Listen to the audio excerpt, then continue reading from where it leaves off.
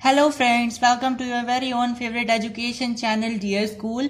आज हम क्या पढ़ने वाले हैं? तो आज हम क्लास 10 बायोलॉजी का कंट्रोल एंड कोऑर्डिनेशन चैप्टर को दोबारा से एक तरीके से हम बोल सकते हैं स्टार्ट करने वाले हैं। इसका हम सेकेंड हाफ आज स्टार्ट करने वाले हैं, क्योंकि अब तक हमने 3 लेक्चर्स में प्लांट का जो कंट्रोल एंड कोऑर्डिनेशन होता है वो फिनिश कर लिया है।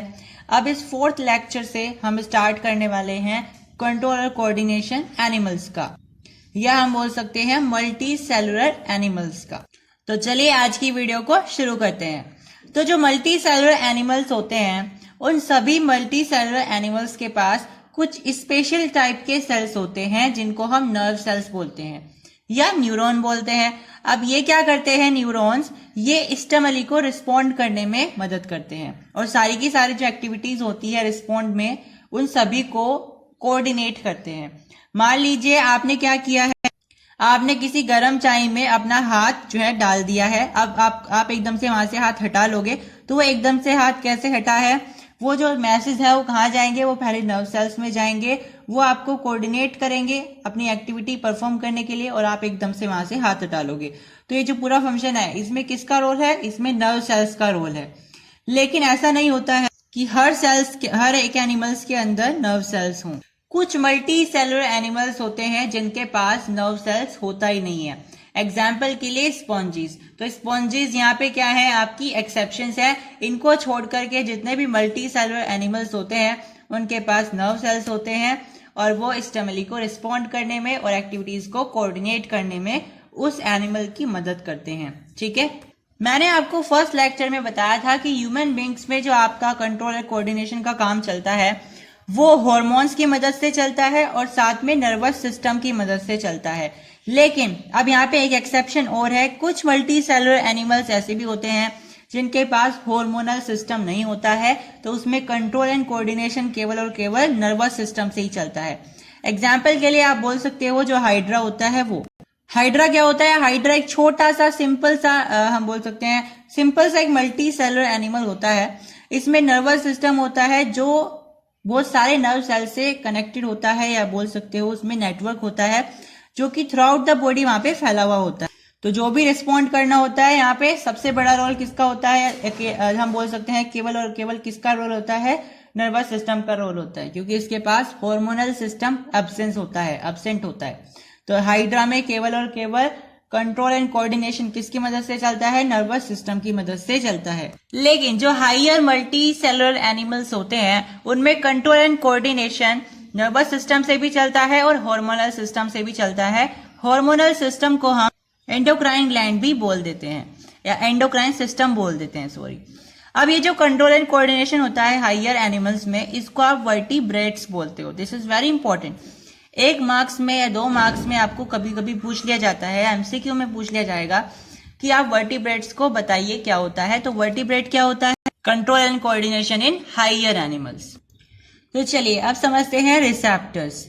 रिसेप्टर समझने के लिए आप मुझे कमेंट बॉक्स में ये बताइए कि हमारे बॉडी के अंदर कौन कौन से सेंस ऑर्गन्स होते हैं। जल्दी से कमेंट बॉक्स में बताइए वीडियो पॉज करके। Yes, you are correct.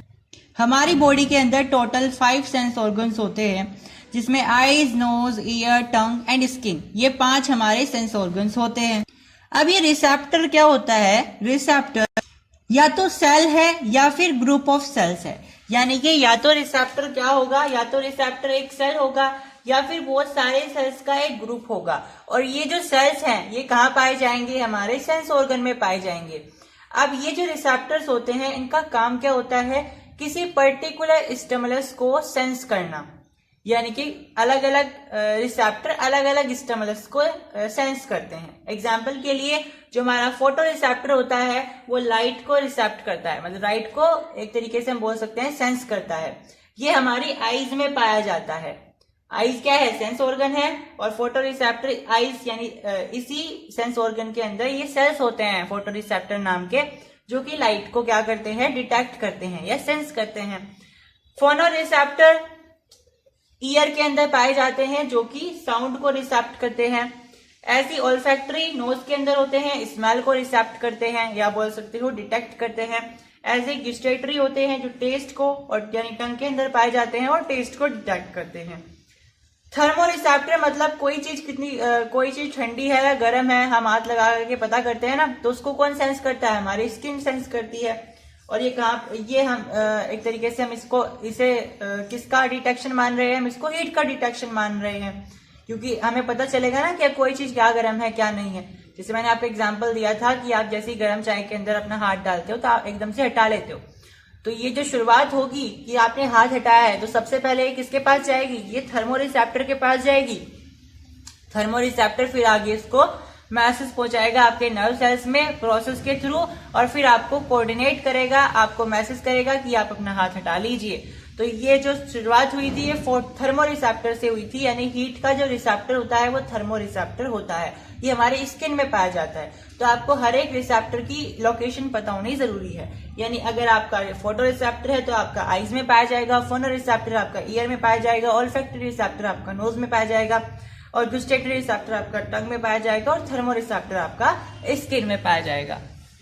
तो चलिए अब हम पढ़ते हैं अपनी नई टर्म के बारे में, जिसका नाम है इलेक्ट्रिकल इम्पल्स। तो इलेक्ट्रिकल इम्पल्स को समझने के लिए आप समझिए स्टिमुलस क्या होता है।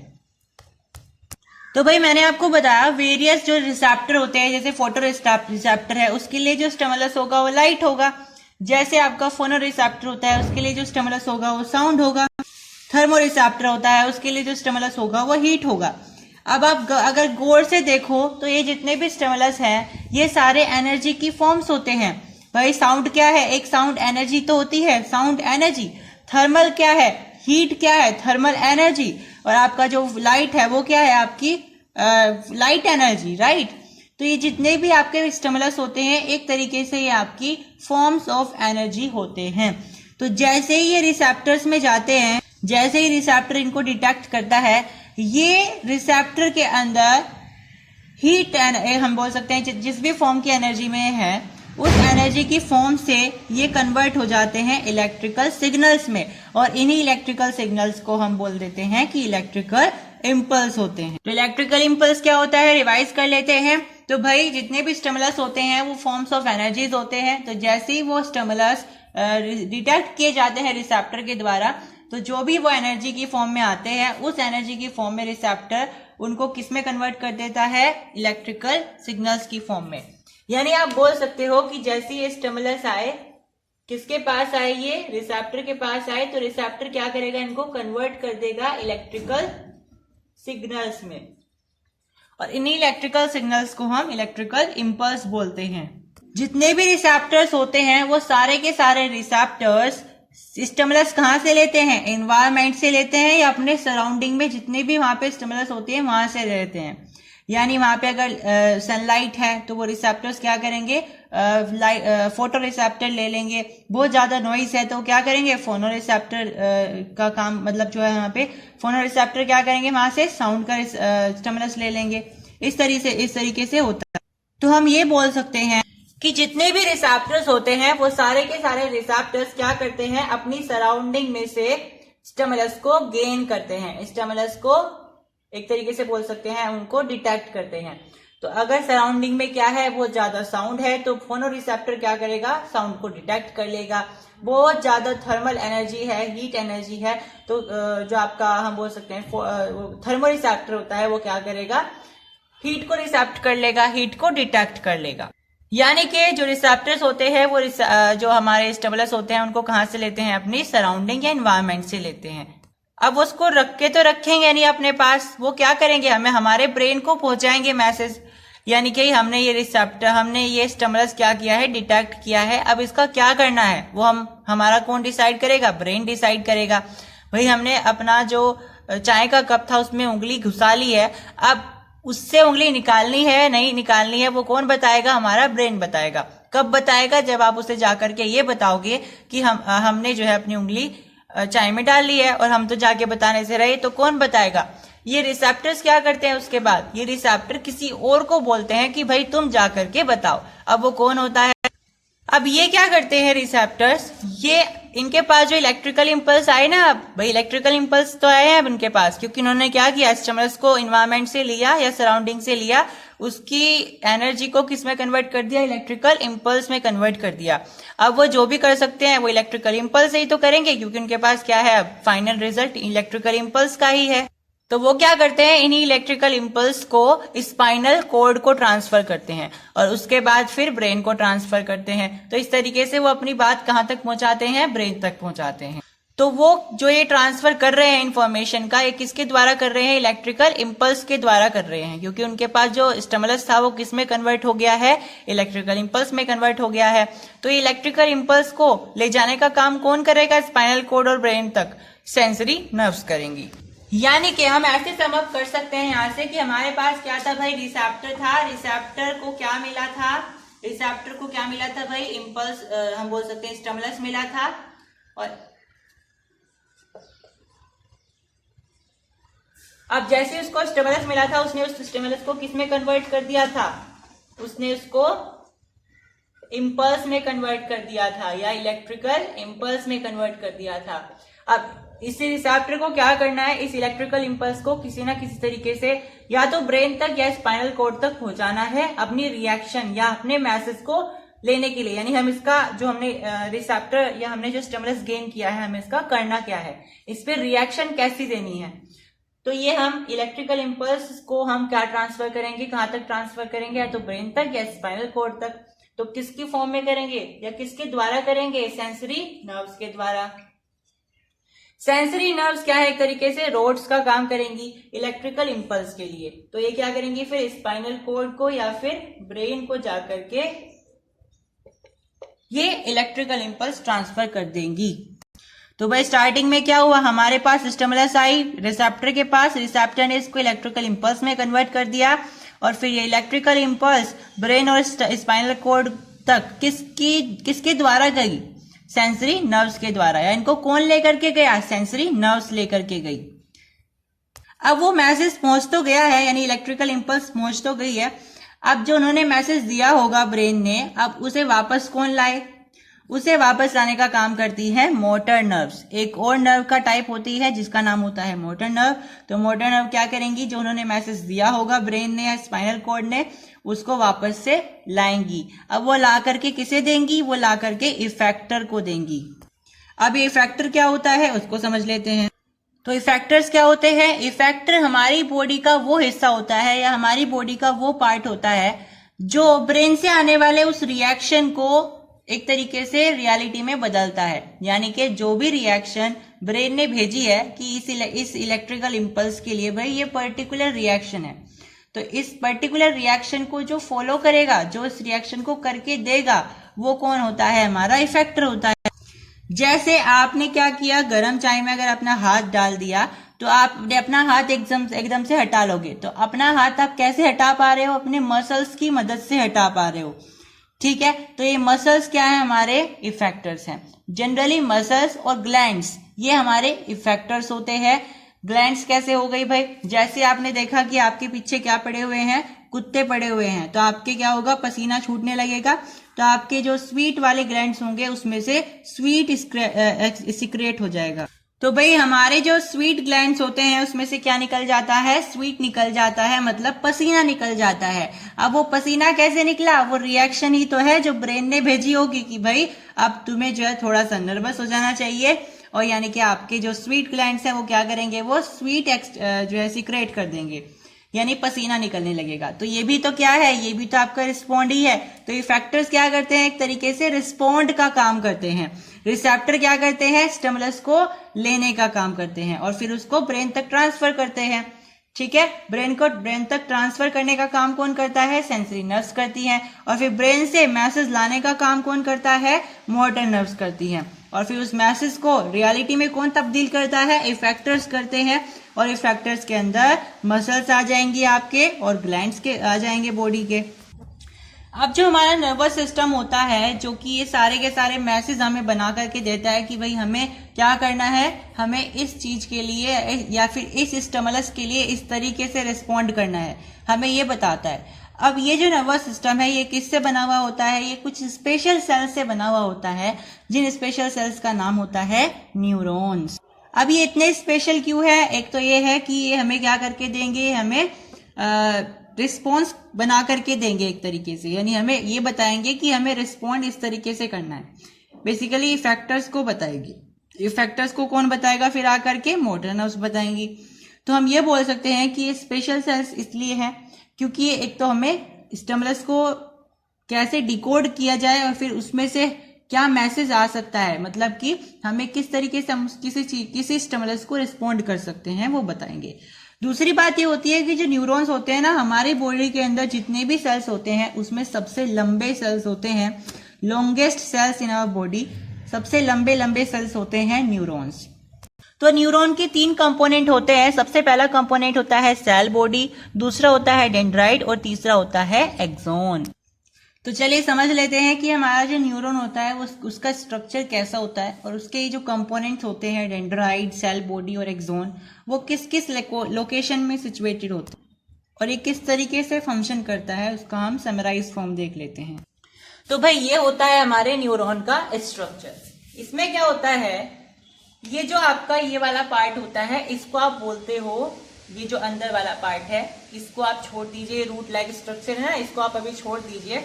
अगर ये अंदर वाला पार्ट देखें ना तो ये बिल्कुल ऐसा ही होता है जैसे आपका कोई टिपिकल एनिमल सेल होता है। जैसे हमारे एनिमल सेल्स होते हैं जितने भी होते हैं बिल्कुल उसके जैसा ही होता है, लगभग उसके जैसा ही होता है। तो इसमें कोई ऐसा डिफरेंस नहीं होता है। यहाँ पे आपके पास अंदर होता है एक न्यूक्लियस, यहाँ पे साइटोप्लाज्म भरा रहता है और जितने भी आपके अंदर सेल्स के ऑर्गेनल्स होते हैं ना वो सारे इसके अंदर होते हैं। इसी को आप क्या बोल देते हो? सेल बॉडी बोल देते हो। और ये जो आपके बाहर ऐसे निकले हुए हैं ना, इनको आप बोलते हो डेंड्राइट। ठीक है। अब ये जो आपकी सेल बॉडी है इसका दूसरा नाम होता है सोमा, आपको ये भी ध्यान रखना है। अभी डेंड्राइट पता है क्या करते हैं? ये डेंड्राइट ये पिछले वाले यानी जो इनके सामने वाला, जो इनके आगे वाला जो न्यूरॉन होगा ना, उससे इंफॉर्मेशन लेने का काम करते हैं। जैसे जड़ें क्या करती हैं, पेड़ के अंदर जड़ें होती है नीचे की तरफ, वो पानी को एब्जॉर्व करने में एक तरीके से प्लांट की मदद करती हैं। तो ऐसे ही ये जो डेंड्राइट होती है ये न्यूरॉन को सामने वाले न्यूरॉन से इंफॉर्मेशन लेने में मदद करती हैं। ठीक है, वही काम है इनका भी। अब ये जो आपका ये वाला पार्ट है ना, इतना यहां से लेके यहां तक का, इसको आप बोलते हो एक्सॉन। देखिए ये होता है आपके पास इस तरीके से छोटे छोटे से आप बोल सकते हो ब्लॉक लाइक स्ट्रक्चर्स होते हैं, कंपार्टमेंट्स होते हैं। ये आपकी होती है बाहर वाली एक लाइन होती है, ये मेलिन शीट होती है, ये इंसुलेटिंग शीट होती है। आपके पास यहाँ पे अंदर होता है एक सेल लाइक स्ट्रक्चर जिसको आप सचवान सेल्स बोलते हो, और ये जो जिससे कनेक्टेड है इसको आप बोलते हो नोड ऑफ रैनबेर। ये जो लास्ट में आपकी एंडिंग दिखाई दे रही है इसको आप बोलते हो नर्व एंडिंग। अब ये क्या करता है, इसके बाद जो यहाँ पे सेल आएगा ना, न्यूरॉन आएगा, ये उसको इंफॉर्मेशन देगा। यानी जो डेंड्राइट है वो क्या करेगा, इंफॉर्मेशन लेगा, और जो ये आपका नर्व एंडिंग है ये इसके बाद वाले जो न्यूरॉन होगा ना, जो इसके बाद वाला न्यूरॉन होगा उसको इंफॉर्मेशन देगा। तो ये जो आपका डेंड्राइट है ये क्या करेगा, इंफॉर्मेशन लेगा इन्हीं की मदद से, और ऐसा स्ट्रक्चर आपको यहाँ दिखाई दे रहा है। तो ये क्या करेंगे, ये इंफॉर्मेशन देंगे इनके बाद वाले न्यूरॉन को। ठीक है, तो इनका यही काम होता है। ये जो आपके रूट लाइक स्ट्रक्चर होते हैं ना, इनका यही काम होता है। अब जैसे कि मैंने आपको बताया, ये न्यूरॉन्स क्या करते हैं ना, एक दूसरे को इन्फॉर्मेशन ट्रांसफर करते रहते हैं। तो इसी इंफॉर्मेशन ट्रांसफर करने को ना साइनैप्स बोलते हैं। लेकिन थोड़ा सा इसमें क्लियरिटी ये है कि जैसे ही ये न्यूरॉन है, जैसे कि पहले वाला न्यूरॉन है और इसके पीछे ये वाला न्यूरॉन है, ठीक है, इसके बाद वाला न्यूरॉन ये, तो ये क्या करेगा, ये वाला न्यूरॉन इसको इन्फॉर्मेशन देना चाहता है। तो ये क्या करेगा, ये जो इसके पिछले वाला हिस्सा है ना, नर्व एंडिंग, यहाँ पे आकर के एक केमिकल रिलीज होता है, और यहाँ पर भी, जिसको बोलते हैं न्यूरोट्रांसमीटर।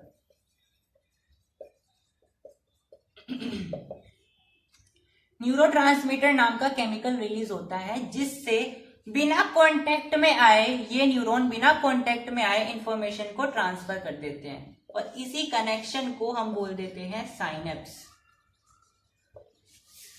तो समझ में आया साइनेप्स क्या होता है? साइनेप्स होता है जब न्यूरॉन बिना किसी कांटेक्ट के, बस थोड़ा सा पास होते हैं, ये लगभग पास ही होते हैं लगभग सारे ही सेल्स, बट बिना किसी ज्यादा कांटेक्ट में आए ये क्या करते हैं, केमिकल रिलीज करते हैं अपनी सरफेस पर और इंफॉर्मेशन को ट्रांसफर कर देते हैं। इंफॉर्मेशन मतलब इलेक्ट्रिकल इंपल्स। इसी कनेक्शन को, इसी इनडायरेक्ट कनेक्शन को आप साइनेप्स का नाम दे देते हो। आपके एनसीईआरटी की बुक में दिया हुआ है एक डायग्राम जिसका नाम है न्यूरोमस्कुलर जंक्शन का एक डायग्राम है, उसको समझ लेते हैं। तो ये जो न्यूरोमस्कुलर जंक्शन है ये बेसिकली किसका जंक्शन होता है? अच्छा, जंक्शन का मतलब क्या होता है? जंक्शन का मतलब होता है एक तरीके